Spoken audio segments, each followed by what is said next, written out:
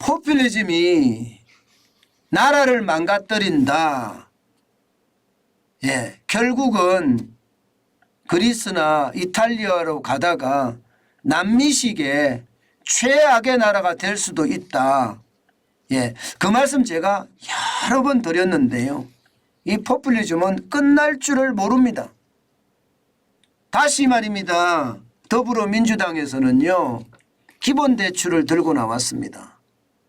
쉽게 말하면 전 국민에게 1,000만 원씩 대출을 해주다는 거예요. 1,000만 원씩.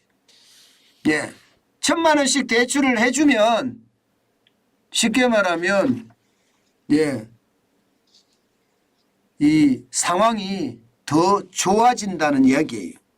예, 야, 참 이런 것을 보면 저는 진짜 답답하다는 생각을 진짜 많이 하거든요. 지금 워낙 상황이 어려우니까 1,000만 원씩 대출을 해준다 그러면 기에 확 뜁니다. 솔직히 기에 확 뛰어요. 안 뛸 수가 없죠. 1,000만 원씩 대출을 해주는데 만약에 디폴트가 나잖아요. 그러면 정부가 보증을 쓰다는 거예요. 정부가 보증을 쓰잖아. 게다가 빌려주는 것은 최대 20년간입니다. 최대 20년간. 저금리로. 그러면 이것은요 그냥 공짜로 1,000만 원 준다 이 말하고 같은 이야기거든요. 이 말하고. 여러분 1,000만 원씩 준다 그러면 어떻게 되는지 한번 볼래요? 예, 1,000만 원씩 준다. 그러면 대한민국의 성인 인구를 4천만 명으로 가정을 했을 때 400만 명이 아니라 4천만 명입니다. 예, 4천만 명으로 가정을 했을 때 400조가 들어갑니다. 400조. 400조 재원이 어디서 나오죠? 저는 이게 더 문제라고 생각을 해요. 도대체 재원이 어디서 나올까? 나라 재정은요 지금 어떻게 돼 있습니까? 완전히 엉망이잖아요. 대한민국의 재원이라는 게 지금 부채만 하더라도 1,067조예요. 예. 그런데 정부가 400조를 또 여기다 진다고요? 야, 이게 참 말이 안 되는 그야말로 이재명 더불어민주당 대표의 기본 시리즈가 또 판을 치고 있는 겁니다. 여러분도 알다시피 이렇게 되면 나라 자체가 빚덩어리가 됩니다. 이게 베네수엘라가 안 된다는 보장이 있습니까? 여러분 선진국이라고 해서 안 망한다 이거 아닙니다. 절대로 아닙니다. 필리핀 보세요. 1960년대 1970년대만 하더라도요 필리핀이 대한민국보다 훨씬 잘 살았습니다. 그런데 지금 상황은 어떻습니까? 거꾸로 됐잖아요. 대한민국하고. 예, 필리핀이 대한민국에 원조를 해주던 나라였습니다. 지금은요 필리핀에게 우리가 원조를 해줍니다. 예, 필리핀이 선진국이었거든요. 어디 그뿐입니까? 그리스만 하더라도 유럽의 길이나였습니다. 전쟁을 제대로 겪지 않았거든요. 그리스는요. 그렇기 때문에 예, 그리스의 모든 들판들이 온전했습니다. 2차 대전 때건 1차 대전 때건. 그러니까 그리스는 성장 일로만 남았었던 거죠. 그런데 여기에 좌파 파판드레오 총리가 들어서면서 다 해먹었잖아요. 그래 지금 그리스는요. 유럽의 길이나가 아니라 유럽의 문제아예요. 뭐 이탈리아는 또 어떻습니까? 마찬가지입니다. 이탈리아도 오죽했으면 대한민국이 이탈리아를 예, 이 국민 1인당 소득면에서 따라 넘겼었을까요? 물론 지금은 다시 처졌지만 이탈리아의 상황도 진짜 좋지 않은 겁니다. 이게 포퓰리즘이 그만큼 나라를 망친다 이렇게 이야기할 수가 있습니다. 지금 더불어민주당에서는 그렇게 이야기합니다. 정부에서조차 50만 원 빌려주면서 15.9%의 고리이자를 부과하는데 나라가 재정을 풀어서 1,000만 원씩 대출해주면 나라 경제가 더 살아나지 않겠느냐 이런 이야기거든요. 예, 지금 가계부채가 계속 늘어나는데 1,000만 원 대출해주면 가계부채가 줄어들 거다 이런 이야기도 합니다. 이자를 낮추기 때문에 결국 부채가 준다는 이야기예요. 글쎄요. 그러면 400조는 어디서 나와야 되나요? 400조는. 만약에 이게 400조를 만약에 해줬습니다. 그러면 여러분 정부가 디폴트 나 빚 못 갚아 이렇게 이야기하는 사람들 따라다니면서 이거 갚니라고 정신없을 겁니다. 이것뿐만 아니에요. 지금 포퓰리즘 정책이요. 은행의 부당이득 환수법이라고 있습니다. 이것도 민병덕 의원이 추진을 하고 있는데 그 내용을 보면요. 예, 은행이 추가 수익을 내면 10%를 서민금융진흥원으로 주다는 거예요. 서민금융진흥원으로. 쉽게 말하면 횡재세를 거두자는 거예요. 횡재세. 여러분 이게 시장에 초과 이익을 내면 그만큼 액수의 10%를 횡재세로 거둔다 그러면 이거 말이 됩니까? 아니 석유화학 업체들이 돈을 많이 번다 하니까 횡재세 거둔다 하더니 지금 은행에도 횡재세를 거두겠다 이런 얘기를 한다는 자체가 진짜 웃깁니다. 이게 내년에 4월 10일 총선을 앞두고 모두가 난리를 치는 거예요. 나라 돈으로 표 사겠다는 겁니다. 전부 다. 하나같이 말입니다.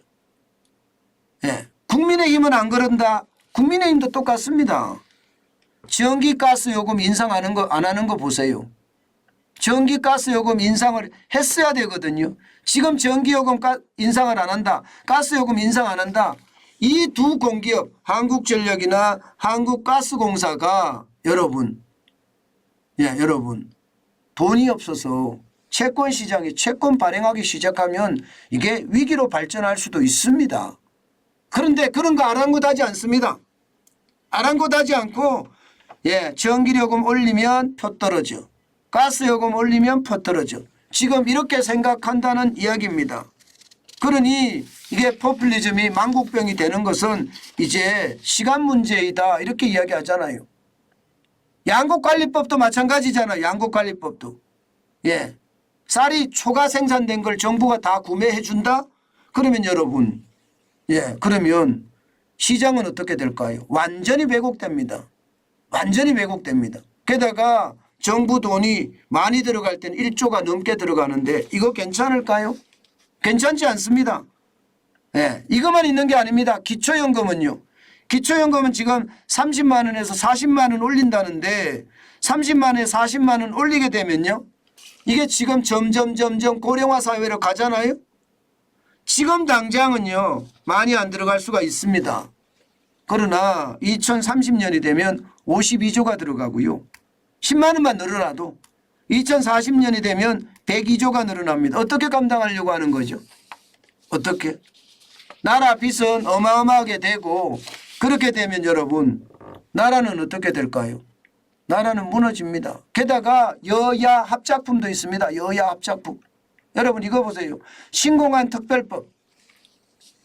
대구 경북에 신공항을 건설한다. 여기에 12조 8천억 원을 배정했습니다. 광주 군공항을 이전한다. 여기에 6조 7천억 원을 배정을 했습니다. 결국 말입니다. 여러분 포퓰리즘이 나라를 망친다는 걸 왜 모를까요? 지금 말입니다. 관리재정수지만 하더라도 난리가 아닙니다. 지난해 결산을 해보니까 마이너스 5.4%예요. GDP 대비. 117조가 적자가 났습니다. 이렇게 적자가 엄청나게 나는데도 정치인들은 돈 풀겠다는 생각만 하고 있는 것을 보면 대한민국도 진짜 어려워진다.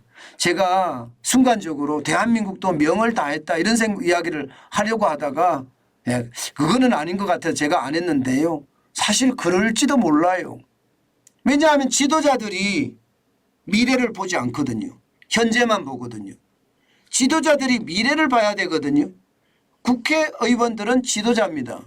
그런 지도자들이 미래를 보고 미래에 대한 대책을 마련해야 되는데 그렇지 못하다는 게 대한민국의 명이 다한 거다 이런 생각이 들기도 하고요.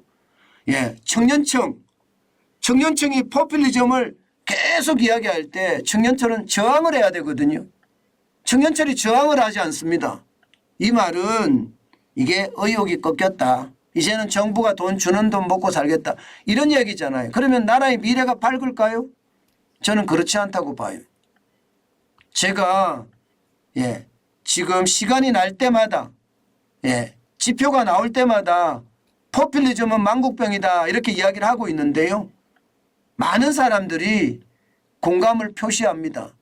그렇지만 이게 행동으로 나설 때는 어떨까요? 아마 1,000만 원 준다 그러면 냉큼 받을지도 모릅니다.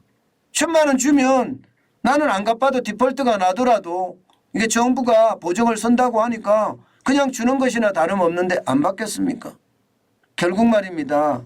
지도자들이 나라를 잘 끌고 가야지 국민들도 지도자들의 어떤 신뢰를 쌓아가면서 나라가 더 발전할 텐데 지도자들조차 뿌리자 국민들은 받자 이렇게 되면 나라는 결국 말입니다. 저는 최악의 수순이 될 수밖에 없다고 봅니다.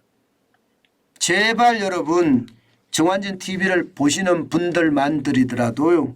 포퓰리즘은 안 된다. 강력하게 저항해야 된다. 저는 그렇게 생각합니다. 특히 말입니다. 이 포퓰리즘은요. 우리가 방치할 때 순간적으로 나라를 집어삼킨다는 거 여러분 결국은 아시게 될 겁니다. 제가 목이 터지라 외치는 건 지금 당장은 아닐지 모르지만 결국 말입니다. 5년이 지나고 10년이 지나면 대한민국이 어디로 가는지 정확히 알게 될 겁니다. 그때 후회하지 말고 지금 움직여야 되는데 참 안타깝다 생각이 많이 드네요.